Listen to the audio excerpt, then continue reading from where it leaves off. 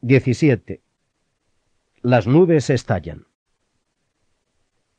Al día siguiente, las trompetas sonaron temprano en el campamento. Pronto se vio el mensajero que corría por la senda estrecha. Se detuvo a cierta distancia y les hizo señas, preguntando si Thorin escucharía otra embajada, ya que había nuevas noticias y las cosas habían cambiado. «Eso será por Dain», dijo Thorin cuando oyó el mensaje. «Habrán oído que ya viene». Pensé que esto les cambiaría el ánimo. «Ordénales que vengan en número reducido y sin armas, y yo escucharé», gritó al mensajero. Alrededor de mediodía, los estandartes del bosque y el lago se adelantaron de nuevo. Una compañía de 20 se aproximaba. Cuando llegaron al sendero, dejaron a un lado espadas y lanzas y se acercaron a la puerta. Admirados, los enanos vieron que entre ellos estaban tanto Bardo como el rey elfo, y delante un hombre viejo, envuelto en una capa y con un capuchón en la cabeza, portando un pesado cofre de madera remachado de hierro. «Salud, Thorin», dijo Bardo. «¿Aún no has cambiado de idea?» «No cambian mis ideas con la salida y puesta de unos pocos soles», respondió Thorin. «¿Has venido a hacerme preguntas ociosas?» «Aún no se ha retirado el ejército elfo como he ordenado. Hasta entonces de nada servirá que vengas a negociar conmigo». «¿No hay nada entonces por lo que cederías parte de tu oro?» «Nada que tú y tus amigos podáis ofrecerme». «¿Qué hay de la piedra del arca de Train?», dijo Bardo, y en ese momento el hombre viejo abrió el cofre y mostró en alto la joya. La luz brotó de la mano del viejo brillante y blanca en la mañana. Thorin se quedó entonces mudo de asombro y confusión. Nadie dijo nada por largo rato. Luego Thorin habló con una voz ronca de cólera. «Esa piedra fue de mi padre y es mía», dijo. «¿Por qué habría de comprar lo que me pertenece?» Sin embargo, el asombro lo venció al fin y añadió: «¿Pero cómo habéis obtenido la reliquia de mi casa si es necesario hacer esa pregunta a unos ladrones?» «No somos ladrones», respondió Bardo. «Lo tuyo te lo devolveremos a cambio de lo nuestro». «¿Cómo la conseguisteis?», gritó Thorin cada vez más furioso. «Yo se la di», chilló Bilbo, que espiaba desde el parapeto, ahora con un horrible pavor. «Tú», gritó Thorin volviéndose hacia él y aferrándolo con las dos manos. «Tú, hobbit miserable, tú, pequeñajo, saqueador», gritó, faltándole las palabras, y meneó al pobre Bilbo como si fuese un conejo. «Por la barba de Durin, me gustaría que Gandalf estuviese aquí. Maldito sea por haberte escogido. Que la barba se le marchite. En cuanto a ti, te estrellaré contra las rocas», gritó y levantó a Bilbo. «Quieto. Tu deseo se ha cumplido», dijo una voz. El hombre viejo del cofre echó a un lado la capa y el capuchón. «He aquí a Gandalf. Y parece que a tiempo. Si no te gusta mi saqueador, por favor no le hagas daño. Déjalo en el suelo y escucha primero lo que tiene que decir». «Parecéis todos confabulados», dijo Thorin dejando caer a Bilbo en la cima del parapeto. «Nunca más tendré tratos con brujos o amigos de brujos». «¿Qué tienes que decir, descendiente de ratas?» «Vaya, vaya, vaya, vaya», dijo Bilbo. «Yo sé que todo esto es muy incómodo. ¿Recuerdas haber dicho que podría escoger mi propia 14ª parte? Quizá me lo tomé demasiado literalmente. Me han dicho que los enanos son más corteses en palabras que en hechos. Hubo un tiempo, sin embargo, en el que parecías creer que yo había sido de alguna utilidad. y ahora me llamas descendiente de ratas. ¿Ese es el servicio que tú y tu familia me han prometido, Thorin? Piensa que he dispuesto de mi parte como he querido, y olvídalo ya. Lo haré, dijo Thorin ceñudo. Te dejaré marchar, y que nunca nos encontremos otra vez. Luego se volvió y habló por encima del parapeto. Me han traicionado, dijo. Todos saben que no podría dejar de redimir la piedra del arca, el tesoro de mi palacio. Daré por ella una 14ª parte del tesoro en oro y plata, sin incluir las piedras preciosas. Mas eso contará como la parte prometida a ese traidor, y con esa recompensa partirá, y vosotros la podréis dividir como queráis. Tendrá bien poco, no lo dudo. Tomadlo si lo queréis vivo. Nada de mi amistad irá con él. Ahora baja con tus amigos, dijo a Bilbo, o te arrojaré al abismo. ¿Qué hay del oro y la plata? Preguntó Bilbo. Te seguirá más tarde cuando esté disponible, dijo Thorin. Baja. Guardaremos la piedra hasta entonces, le gritó Bardo. No estás haciendo un papel muy espléndido, como rey bajo la montaña, dijo Gandalf, pero las cosas aún pueden cambiar. Cierto que pueden, dijo Thorin. Y ya cavilaba, tan aturdido estaba por el tesoro, si no podría recobrar la piedra del arca con la ayuda de Dain y retener la parte de la recompensa. Y así fue Bilbo expulsado del parapeto, y con nada a cambio de sus apuros, excepto la armadura que Thorin ya le había dado. Más de uno de los enanos sintió vergüenza y lástima cuando vio partir a Bilbo. Adiós, les gritó. Quizá nos encontremos otra vez como amigos. Fuera, gritó Thorin. Llevas contigo una malla tejida por mi pueblo, y es demasiado buena para ti. No se la puede atravesar con flechas, pero si no te das prisa, te pincharé esos pies miserables. De modo que apresúrate. No tan rápido, dijo Bardo. Te damos tiempo hasta mañana. Regresaremos a la hora del mediodía y veremos si has traído la parte del tesoro que hemos de cambiar por la piedra. Si en esto no nos engañas, entonces partiremos y el ejército elfo retornará al bosque. Mientras tanto, adiós. Con eso volvieron al campamento, pero Thorin envió por Roak correos a Dain, diciéndole lo que había sucedido e instándole a que viniese con una rapidez cautelosa. Pasó aquel día y la noche. A la mañana siguiente el viento cambió al oeste y el aire estaba oscuro y tenebroso. Era aún temprano cuando se oyó un grito en el campamento. Llegaron mensajeros a informar que una hueste de enanos había aparecido en la estribación oriental de la montaña y que ahora se apresuraba hacia valle. Dain había venido. Había corrido toda la noche y de este modo había llegado sobre ellos más pronto de lo que había esperado.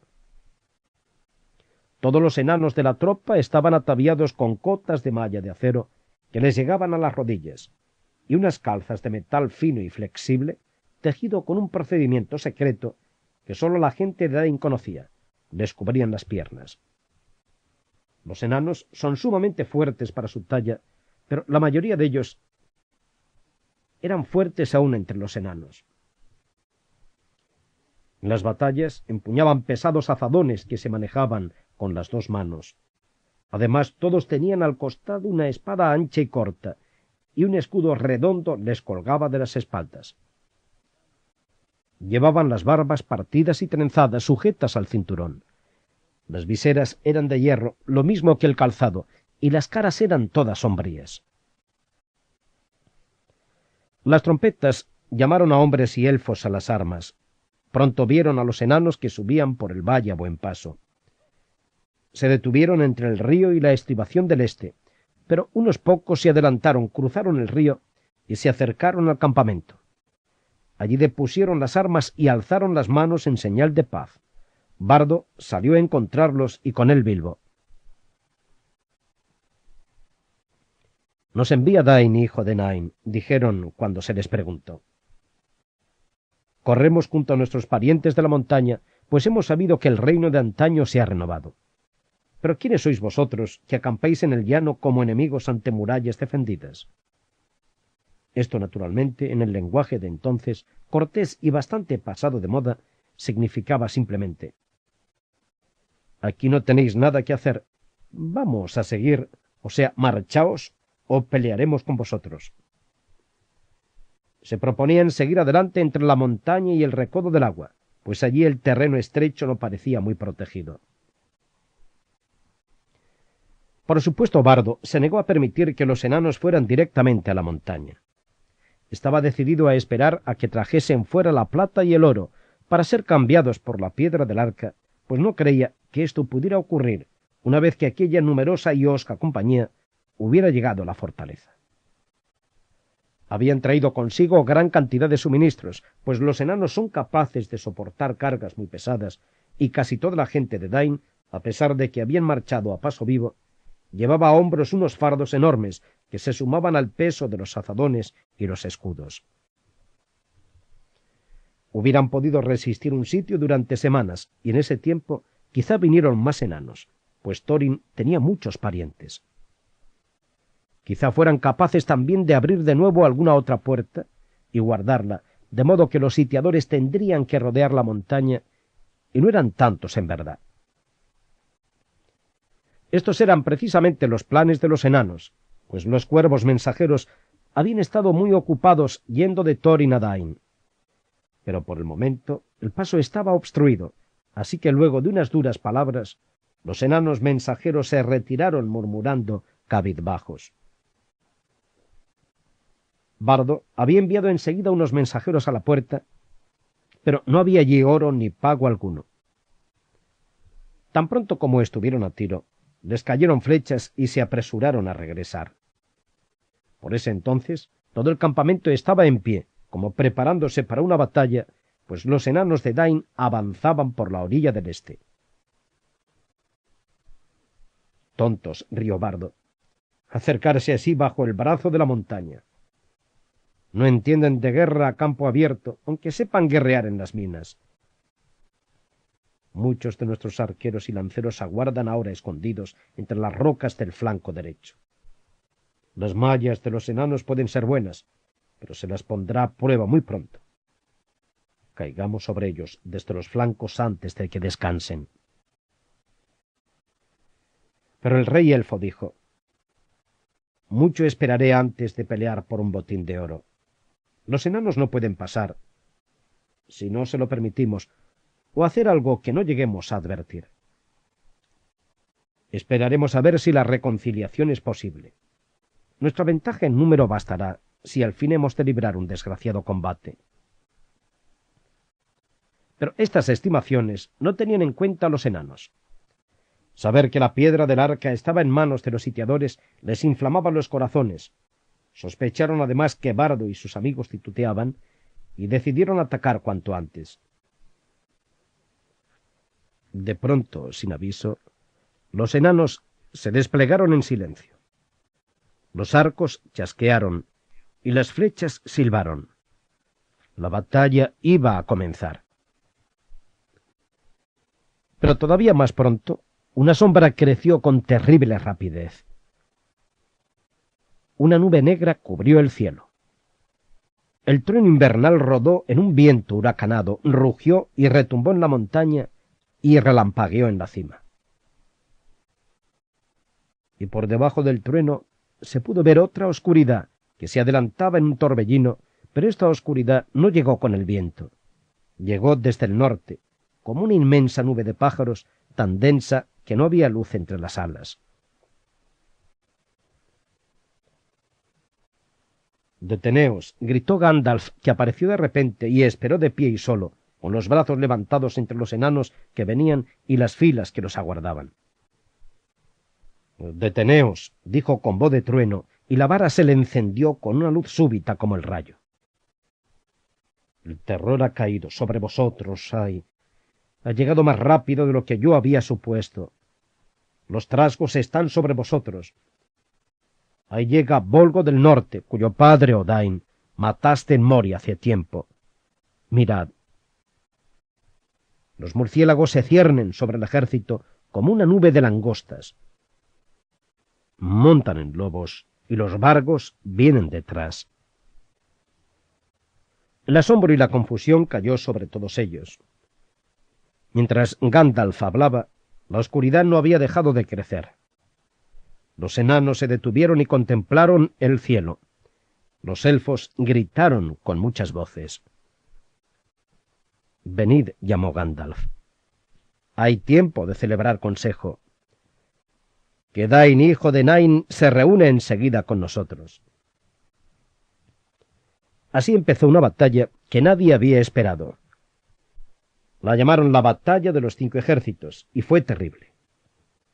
De una parte luchaban los trasgos y los lobos salvajes, y por la otra los elfos, los hombres y los enanos.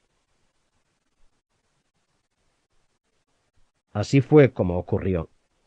Desde que el gran trasgo de las montañas nubladas había caído, los trasgos odiaban más que nunca a los enanos. Habían mandado mensajeros de acá para allá entre las ciudades, colonias y plazas fuertes, pues habían decidido conquistar el dominio del norte. Se habían informado en secreto y prepararon y forjaron armas en todos los escondrijos de las montañas. Luego se pusieron en marcha y se reunieron en valles y colinas, yendo siempre por túneles o en la oscuridad, hasta llegar a las cercanías de la gran montaña Gúnaba del norte, donde tenían la capital. Allí juntaron un inmenso ejército, preparado para caer en tiempo tormentoso sobre los ejércitos desprevenidos del sur. Estaban enterados de la muerte de Smaug, y el júbilo les encendía el ánimo. Y noche tras noche se apresuraron entre las montañas, y así llegaron al fin desde el norte, casi pisándole los talones a Dain. Ni siquiera los cuervos supieron que llegaban hasta que los vieron aparecer en las tierras abruptas, entre la montaña solitaria y las colinas. Cuánto sabía Gandalf no se puede decir, pero está claro que no había esperado ese asalto repentino. Este fue el plan que preparó junto con el rey elfo y bardo, y con Dain, pues el señor enano ya se les había unido. Los trasgos eran enemigos de todos, y cualquier otra disputa fue enseguida olvidada. No tenían más esperanza que la de atraer a los trasgos al valle entre los brazos de la montaña, y ampararse en las grandes estribaciones del sur y el este. Aun de este modo correrían peligro si los trasgos alcanzaban a invadir la montaña, atacándolos entonces desde atrás y arriba. Pero no había tiempo para preparar otros planes o para pedir alguna ayuda. Pronto pasó el trueno, rodando hacia el sureste, pero la nube de murciélagos se acercó, volando bajo por encima de la montaña, y se agitó sobre ellos, tapándoles la luz y asustándolos. «A la montaña», gritó Bardo, «a la montaña. Tomemos posiciones mientras todavía hay tiempo». En la estribación sur, en la parte más baja de la falda y entre las rocas, se situaron los elfos. En la del este, los hombres y los enanos. Pero Bardo y algunos de los elfos y hombres más ágiles escalaron la cima de la loma occidental para echar un vistazo al norte. Pronto pudieron ver la tierra a los pies de la montaña, oscurecida por una apresurada multitud. Luego la vanguardia se arremolinó en el extremo de la estribación y entró atropelladamente en valle. Estos eran los jinetes más rápidos que cabalgaban en lobos, y ya los gritos y aullidos hendían el aire a lo lejos. Unos pocos valientes se les enfrentaron con un amago de resistencia, y muchos cayeron allí antes que el resto se retirara y huyese a los lados. Como Gandalf esperara, el ejército trasgo se había reunido detrás de la vanguardia, a la que se habían resistido, y luego cayó furioso sobre el valle, extendiéndose aquí y allá entre los brazos de la montaña, buscando al enemigo. Innumerables eran los estandartes negros y rojos, y llegaban como una marea furiosa y en desorden. Fue una batalla terrible. Bilbo no había pasado nunca por una experiencia tan espantosa, y que luego odiara tanto, y esto es como decir que por ninguna otra cosa, se sintió tan orgulloso hasta tal punto que fue para él durante mucho tiempo un tema de charla favorito, aunque no tuvo en ella un papel muy importante. En verdad puedo decir que muy pronto se puso el anillo y desapareció de la vista, aunque no de todo peligro.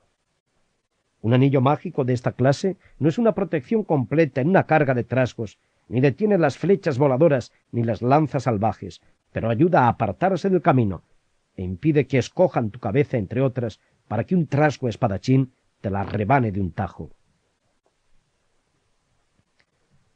Los elfos fueron los primeros en cargar. Tenían por los trasgos un odio amargo y frío. Las lanzas y espadas brillaban en la oscuridad con un helado reflejo, tan mortal era la rabia de las manos que las esgrimían. Tan pronto como la horda de los enemigos aumentó en el valle, les lanzaron una lluvia de flechas y todas resplandecían como azuzadas por el fuego.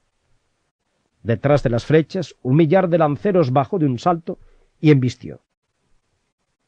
Los chillidos eran ensordecedores. Las rocas se tiñeron de negro con la sangre de los trasgos. Y cuando los trasgos se recobraron de la furiosa embestida y detuvieron la carga de los elfos, todo el valle estalló en un rugido profundo. Con gritos de Moria y Dain, Dain, los enanos de las colinas de hierro se precipitaron sobre el otro flanco empuñando los azadones, y junto con ellos llegaron los hombres del lago armados con largas espadas. El pánico dominó a los trasgos, y cuando se dieron vuelta para enfrentar este ataque, los elfos cargaron otra vez con bríos renovados.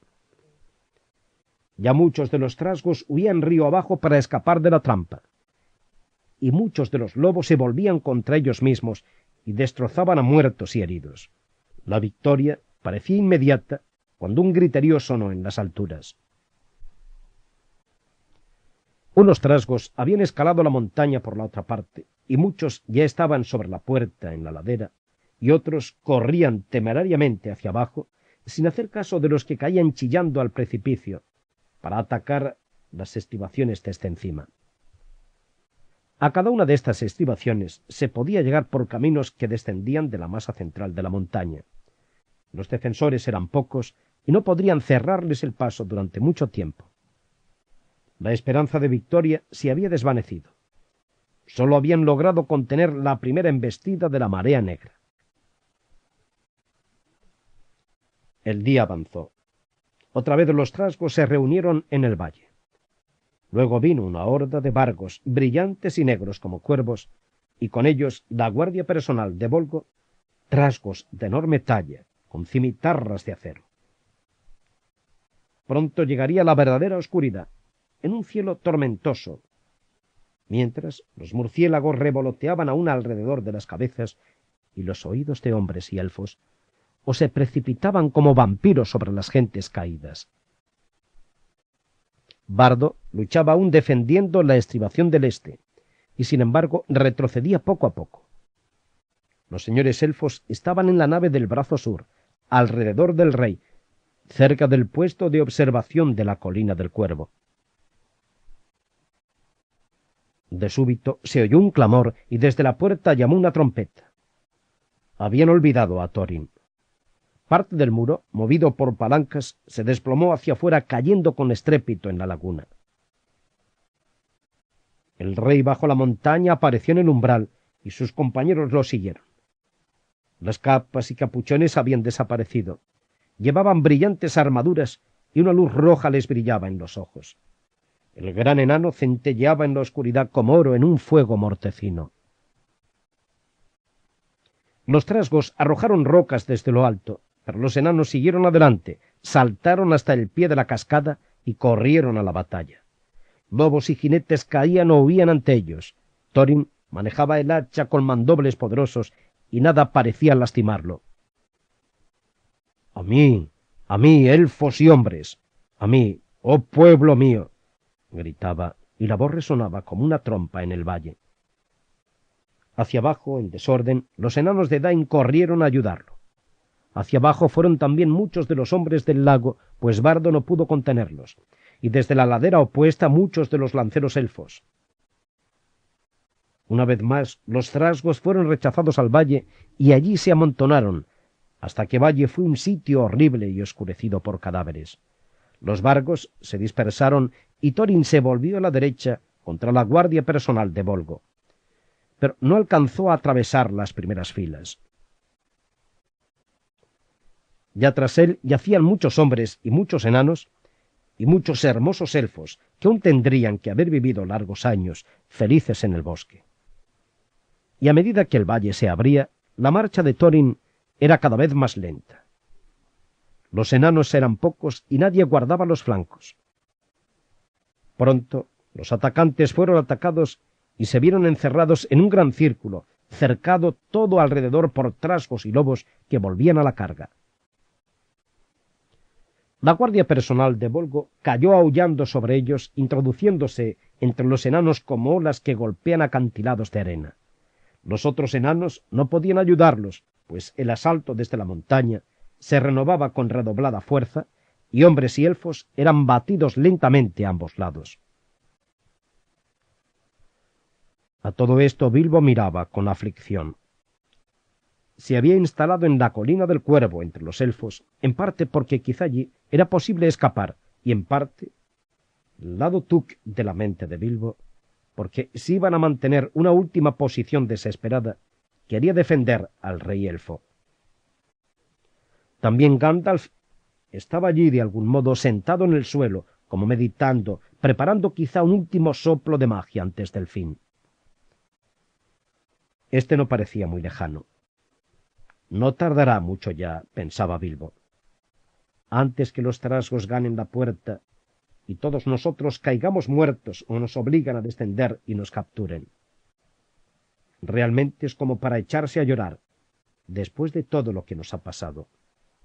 Casi habría preferido que el viejo Smaug se hubiese quedado con el maldito tesoro antes de que lo consigan esas viles criaturas, y el pobrecito Bombur y Balin y Fili y Kili y el resto tengan mal fin. Y también Bardo, los hombres del lago y los alegres elfos. ¡Ay, mísero de mí! He oído canciones sobre muchas batallas y siempre he entendido que la derrota puede ser gloriosa. Parece muy incómoda, por no decir desdichada. Me gustaría de veras estar fuera de todo esto. Con el viento se esparcieron las nubes y una roja puesta de sol rasgó el oeste. Advirtiendo el brillo repentino en las tinieblas, Bilbo miró alrededor y chilló. Había visto algo que le sobresaltó el corazón, unas sombras oscuras, pequeñas aunque majestuosas en el resplandor distante. Las águilas, vociferó, vienen las águilas. Los ojos de Bilbo rara vez se equivocaban. Las águilas venían con el viento hilera tras hilera en una hueste tan numerosa que todos los aguileros del norte parecían haberse reunido allí. Las águilas, gritaba Bilbo, saltando y moviendo los brazos. Si los elfos no podían verlo, al menos podían oírlo. Pronto ellos gritaron también y los ecos corrieron por el valle. Muchos ojos expectantes miraron arriba, aunque aún nada se podía ver, excepto desde las estribaciones meridionales de la montaña. Las águilas, gritó Bilbo otra vez, pero en ese momento una piedra cayó y le golpeó con fuerza el yelmo, y el hobbit se desplomó y no vio nada más. 18. El viaje de vuelta. Cuando Bilbo se recobró literalmente solo. Estaba tendido en las piedras planas de la colina del Cuervo y no había nadie cerca. Un día despejado pero frío se extendía allá arriba. Bilbo temblaba y se sentía tan helado como una piedra, pero en la cabeza le ardía un fuego. Me pregunto qué ha pasado, se dijo. De todos modos, no soy todavía uno de los héroes caídos, pero supongo que todavía hay tiempo para eso. Se sentó agarrotado. Mirando hacia el valle, no alcanzó a ver ningún trasgo vivo. Al cabo de un rato, la cabeza se le aclaró un poco y creyó distinguir a unos elfos que se movían en las rocas de abajo. Se restregó los ojos. ¿Acaso había aún un campamento en la llanura a cierta distancia y un movimiento de idas y venidas alrededor de la puerta? Los enanos parecían estar atareados removiendo el muro. Pero todo estaba como muerto. No se oían llamadas ni ecos de canciones. De algún modo, había una tristeza en el aire. Victoria, después de todo, supongo, dijo, sintiendo el dolor de cabeza. Bien, la situación parece bastante sombría. De súbito, descubrió a un hombre que trepaba y venía hacia él. —¡Hola! ¡Ahí! —llamó con voz vacilante.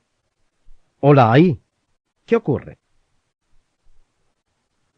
—¿Qué voz es la que habla entre las rocas? —dijo el hombre, deteniéndose y atisbando alrededor, no lejos de donde Bilbo estaba sentado. Entonces Bilbo recordó el anillo. —Que me aspen —dijo—. Esta invisibilidad tiene también sus inconvenientes. De otro modo hubiera podido pasar una noche abrigada y cómoda en cama. —Soy yo, Bilbo Bolsón, el compañero de Thorin —gritó quitándose de prisa el anillo. —Es una suerte que te haya encontrado —dijo el hombre adelantándose—. Te necesitan y estamos buscándote desde hace tiempo. Te hubieran contado entre los muertos, que son muchos, si Gandalf el mago no hubiese dicho que no hace mucho habían oído tu voz por estos sitios. Me han enviado a mirar aquí por última vez. ¿Estás muy herido? Un golpe feo en la cabeza, creo —dijo Bilbo—, pero tengo un yelmo y una cabeza dura. Así todo me siento enfermo y las piernas se me doblan como paja. Te llevaré abajo, al campamento del valle —dijo el hombre, y lo alzó con facilidad. El hombre era rápido y de paso seguro. No pasó mucho tiempo antes de que depositara a Bilbo ante una tienda en valle. Y allí estaba Gandalf, con un brazo en cabestrillo. Ni siquiera el mago había escapado indemne, y había pocos en toda la hueste que no tuvieran alguna herida. Cuando Gandalf vio a Bilbo, se alegró de veras. —Bolsón —exclamó—. Bueno, nunca lo hubiera dicho. Vivo después de todo. Estoy contento. Empezaba a preguntarme si esa suerte que tienes te ayudaría a salir del paso. Fue algo terrible y casi desastroso, pero las otras nuevas pueden aguardar. Ven —dijo más gravemente—, alguien te reclama. Y guiando al hobbit, lo llevó dentro de la tienda. —Salud, Thorin —dijo Gandalf mientras entraba—. Lo he traído. Allí efectivamente yacía Thorin Escudo de Roble, herido de muchas heridas, y la armadura abollada y el hacha mellada estaban junto a él en el suelo. Alzó los ojos cuando Bilbo se le acercó.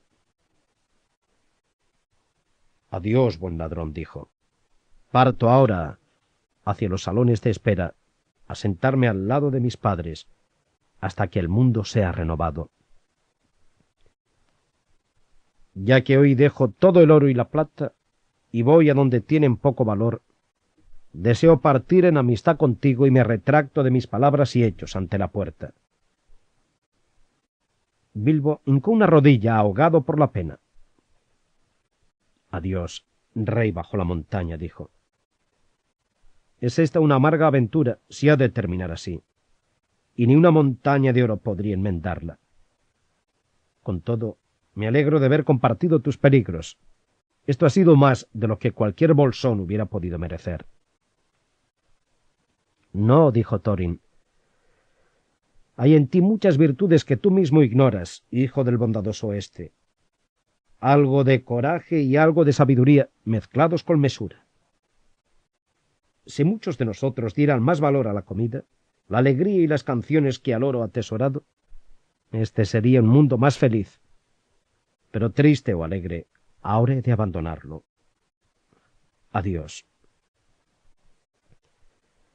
Entonces Bilbo se volvió y se fue solo.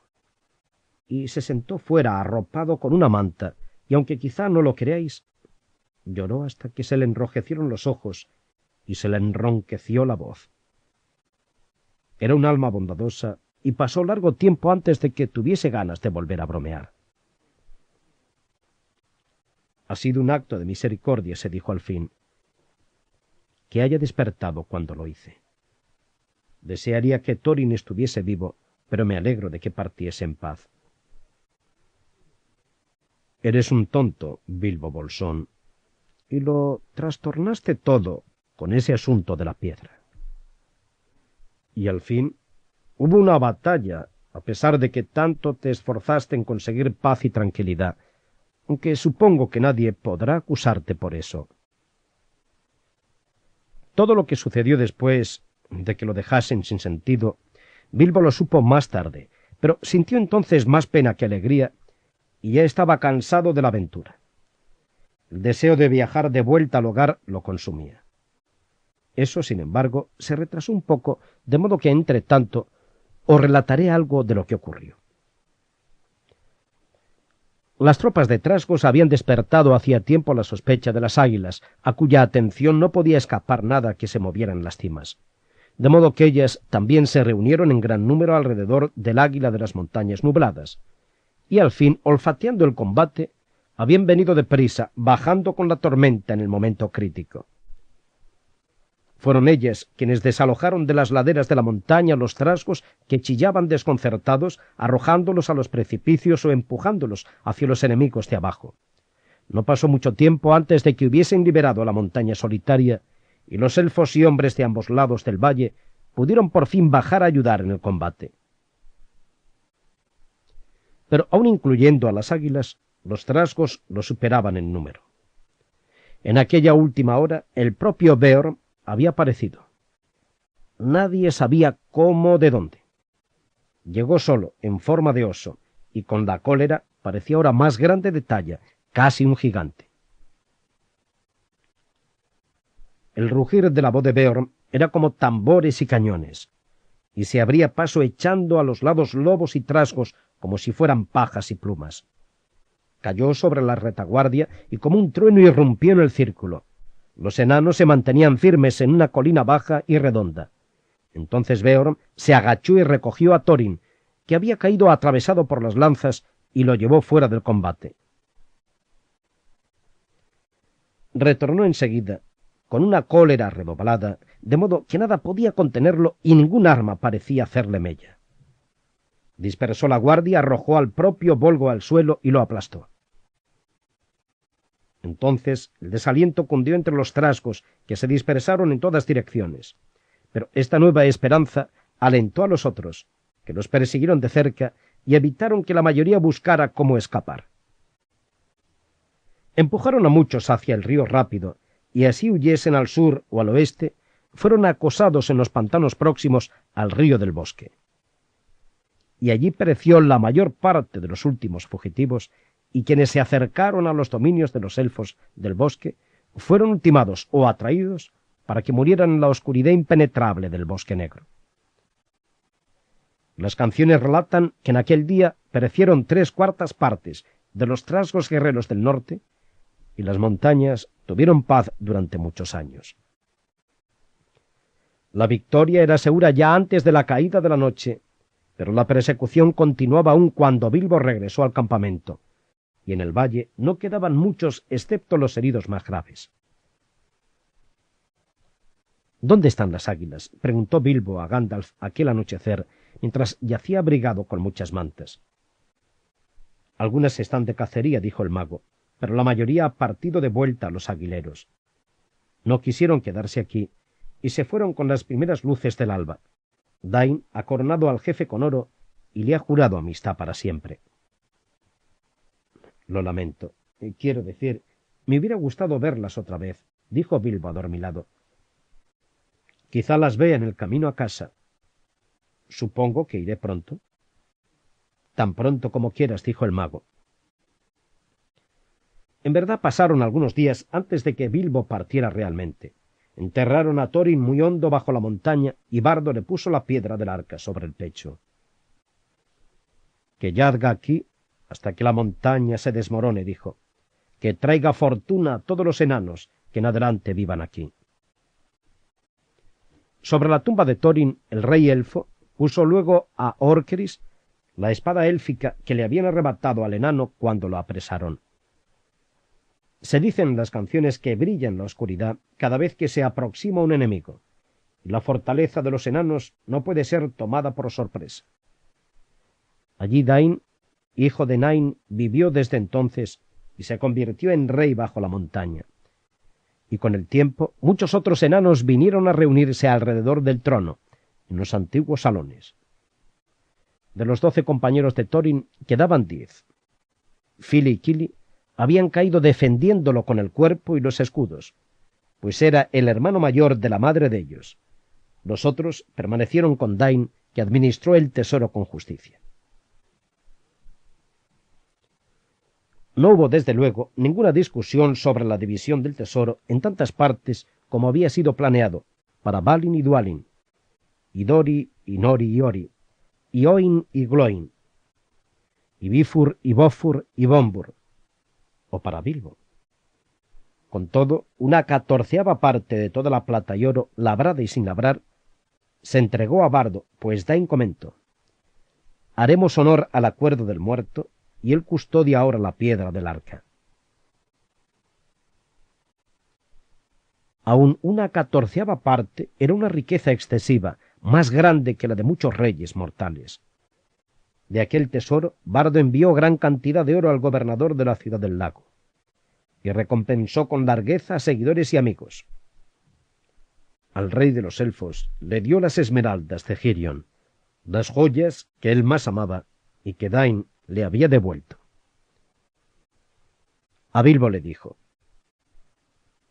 este tesoro es tanto tuyo como mío, aunque antiguos acuerdos no puedan mantenerse, ya que tantos intervinieron en ganarlo y defenderlo.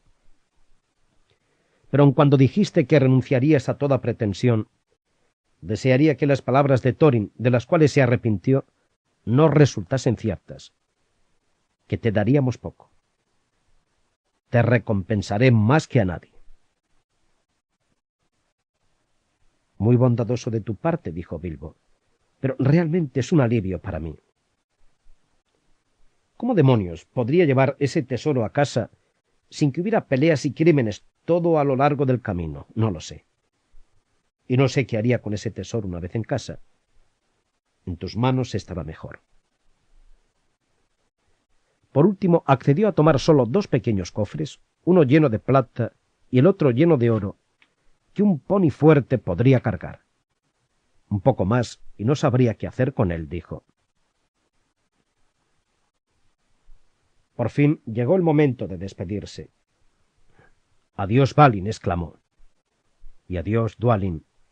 Y adiós, Dori, Nori, Ori, Oin, Gloin, Bifur, Bofur y Bombur. Que vuestras barbas nunca crezcan ralas.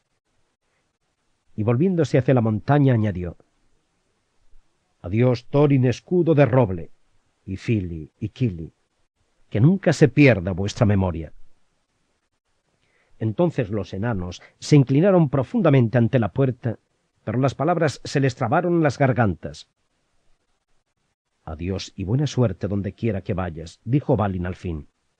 Si alguna vez vuelves a visitarnos, cuando nuestros salones estén de nuevo embellecidos, entonces el festín será realmente espléndido. Si alguna vez pasáis por mi camino, dijo Bilbo, no dudéis en llamar.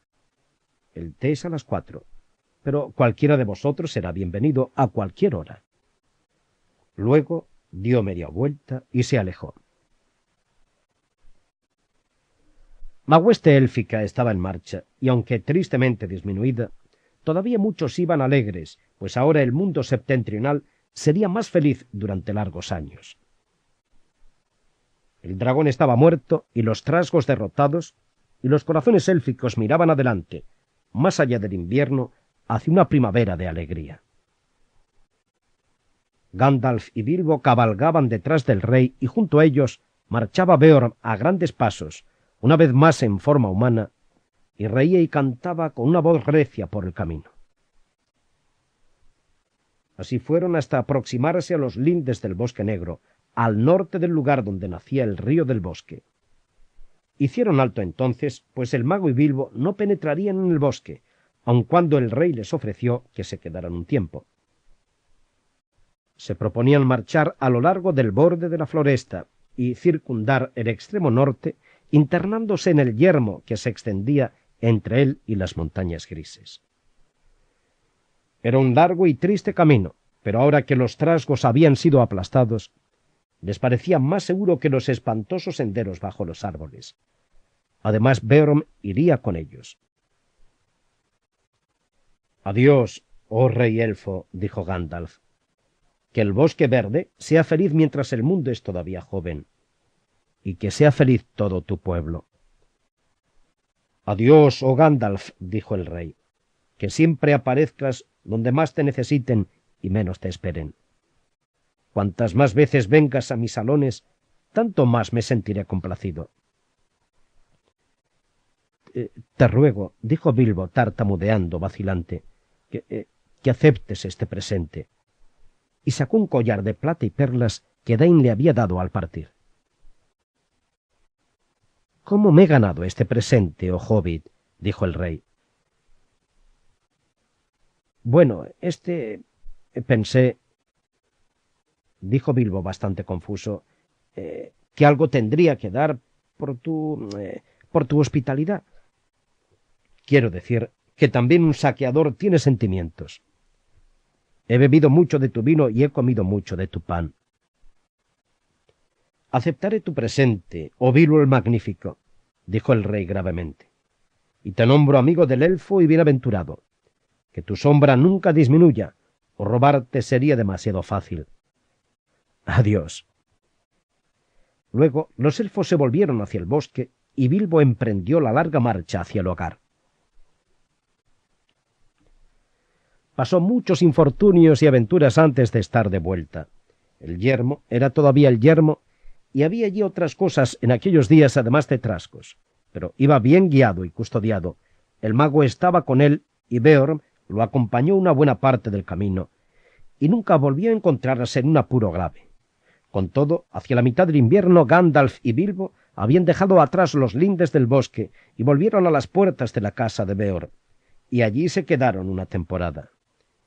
El invierno pasó con días agradables y alegres, y hombres de todas partes vinieron a festejarlo, invitados por Beorn.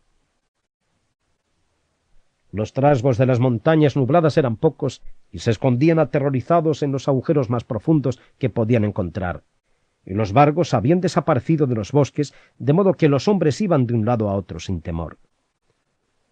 Beorn llegó a convertirse en el jefe de aquellas regiones y gobernó una extensa tierra entre el bosque y las montañas, y se dice que durante muchas generaciones los varones que él engendraba podían transformarse en osos, y algunos se mostraron inflexibles y perversos, pero la mayor parte fue como Beorn, aunque de menos tamaño y fuerza.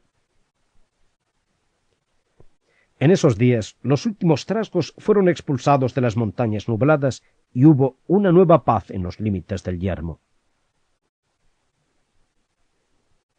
Era primavera, y una hermosa primavera con aires tempranos y un sol brillante, cuando Bilbo y Gandalf se despidieron al fin de Beorn. Y aunque anhelaba volver al hogar, Bilbo partió con pena, pues las flores de los jardines de Beorn eran en primavera no menos maravillosas que en pleno verano. Al fin ascendieron por el largo camino y alcanzaron el paso donde los trasgos los habían capturado antes, pero llegaron a aquel sitio elevado por la mañana y mirando hacia atrás vieron un sol blanco que brillaba sobre la vastedad de la tierra. Allá atrás se extendía el bosque negro, azul en la distancia y oscuramente verde en el límite más cercano, aún en los días primaverales. Allá, bien lejos, se alzaba la montaña solitaria apenas visible. En el pico más alto todavía brillaba pálida la nieve. Así llega la nieve tras el fuego, y aun los dragones tienen su final, dijo Bilbo, y volvió la espalda a su aventura. El lado Tuc estaba sintiéndose muy cansado, y el lado Bolsón se fortalecía día a día. Ahora solo me falta estar sentado en mi propio sillón, dijo. 19. La última jornada. Era el primer día de mayo, cuando los dos regresaron por fin al borde del valle de Rivendell, donde se alzaba la última o la primera morada. De nuevo caía la tarde. Los ponis se estaban cansando, en especial el que transportaba los bultos, y todos necesitaban algún reposo. Mientras descendían el empinado sendero, Bilbo oyó a los elfos que cantaban todavía entre los árboles, como si no hubieran callado desde que él estuviera allí hacía tiempo, y tan pronto como los jinetes bajaron a los claros inferiores del bosque, las voces entonaron una canción muy parecida a la de aquel entonces. Era algo así: el dragón se ha marchitado, le han destrozado los huesos y le han roto la armadura, y el brillo le han humillado. Aunque la espada se oxide y la corona perezca, con una fuerza inflexible y bienes atesorados, aún crecen aquí las hierbas, y aún el follaje se mece, el agua blanca se mueve, y cantan las voces élficas. Venid, tra-la-la-la-lale, venid de vuelta al valle. Las estrellas brillan más que las gemas incontables, y la luna es aún más clara que los tesoros de plata. El fuego es más reluciente en el hogar a la noche que el oro hundido en las minas. Porque a ir de un lado a otro, oh tra-la-la-la-la-la-la-la-le, venid de vuelta al valle. ¿A dónde marcháis ahora, regresando ya tan tarde? Las aguas del río fluyen y arden todas las estrellas. ¿A dónde marcháis cargados tan tristes y temerosos? Los elfos y sus doncellas saludan a los cansados con un tra-la-la-la-la-le. Venid de vuelta al valle. Tra-la-la-la-la-le. Fa-la-la-la-la-le. Luego, los elfos del valle salieron y les dieron la bienvenida, conduciéndolos a través del agua hasta la casa de Elrond. Allí los recibieron con afecto, y esa misma tarde hubo muchos oídos ansiosos que querían escuchar el relato de la aventura. Gandalf fue quien habló, ya que Bilbo se sentía fatigado y somnoliento. Bilbo conocía la mayor parte del relato, pues había participado en él y además le había contado muchas cosas al mago en el camino o en la casa de Beorn, pero algunas veces abría un ojo y escuchaba cuando Gandalf contaba una parte de la historia de la que él aún no estaba enterado. Fue así como supo dónde había estado Gandalf, pues alcanzó a oír las palabras del mago a Elrond. Parecía que Gandalf había asistido a un gran concilio de los magos blancos, señores del saber tradicional y la magia buena, y que habían expulsado al fin al nigromante de su oscuro dominio al sur del Bosque Negro. Dentro de no mucho tiempo, decía Gandalf, el bosque medrará de algún modo. El norte estará a salvo de ese horror por muchos años, espero. Aún así, desearía que ya no estuviese en este mundo. Sería bueno en verdad, dijo Elrond, pero temo que eso no ocurrirá en esta época del mundo, ni en muchas que vendrán después. Cuando el relato de los viajes concluyó, hubo otros cuentos, y todavía más, cuentos de antaño, de hogaño y de ningún tiempo, hasta que Bilbo cabeceó y roncó cómodamente en un rincón.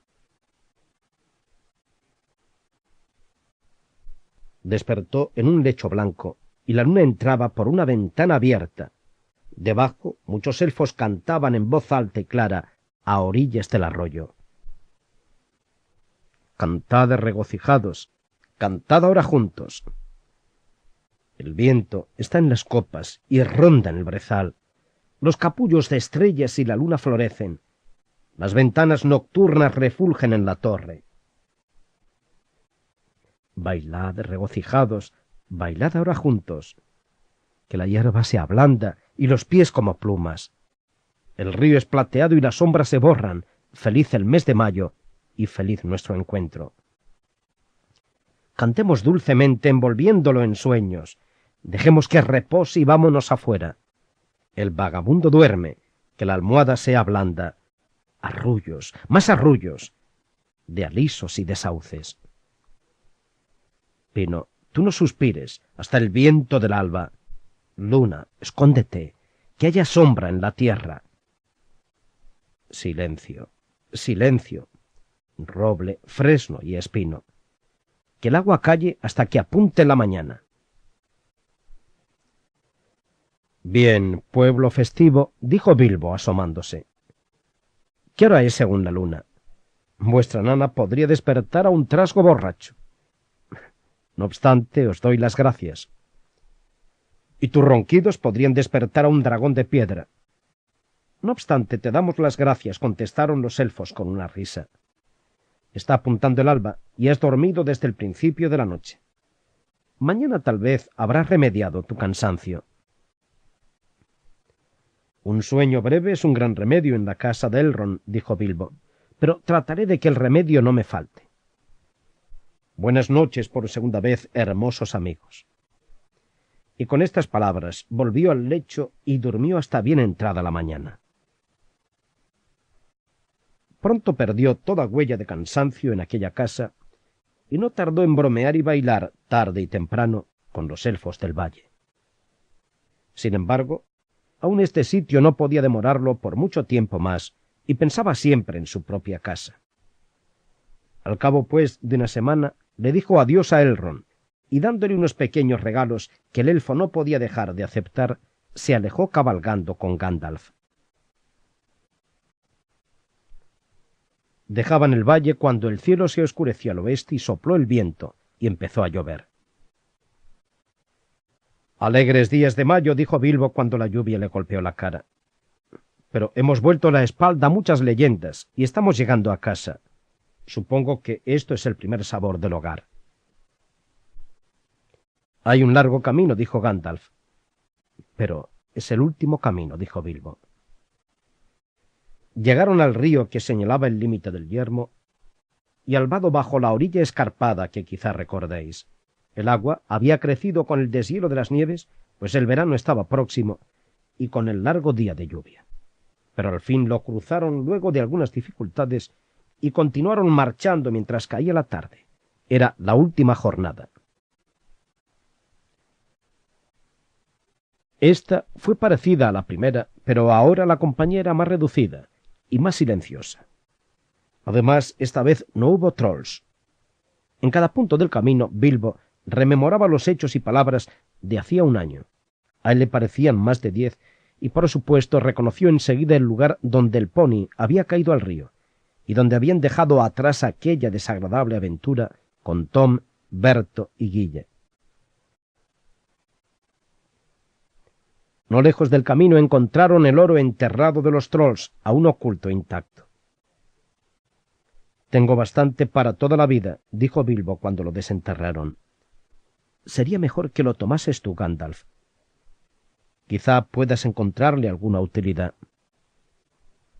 «Desde luego que puedo», dijo el mago. «Pero dividámoslo en partes iguales. Puedes encontrarte con necesidades inesperadas».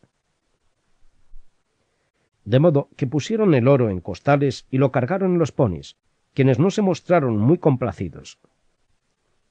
Desde entonces la marcha fue más lenta, pues la mayor parte del tiempo avanzaron a pie. Pero la tierra era verde y había mucha hierba por la que el hobbit paseaba contento. Se enjugaba el rostro con un pañuelo de seda roja. No había conservado uno solo de los suyos, y éste se lo había prestado Elrond, pues ahora junio había traído el verano y el tiempo era otra vez cálido y luminoso.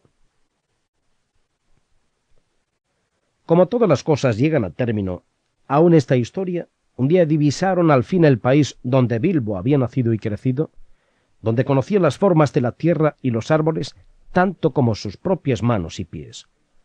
Alcanzó a otear la colina a lo lejos y de repente se detuvo y dijo: «Los caminos siguen avanzando sobre rocas y bajo árboles, por cuevas donde el sol no brilla, por arroyos que el mar no encuentran, sobre las nieves que el invierno siembra, y entre las flores alegres de junio, sobre la hierba y sobre la piedra, bajo los montes, a la luz de la luna. Los caminos siguen avanzando bajo las nubes y las estrellas, pero los pies que han echado a andar regresan por fin al hogar lejano. Los ojos que fuegos y espadas han visto, y horrores en salones de piedra, miran al fin las praderas verdes, colinas y árboles conocidos. Gandalf lo miró. Mi querido Bilbo, dijo, algo te ocurre. No eres el hobbit que eras antes. Y así cruzaron el puente y pasaron el molino junto al río y llegaron a la mismísima puerta de Bilbo.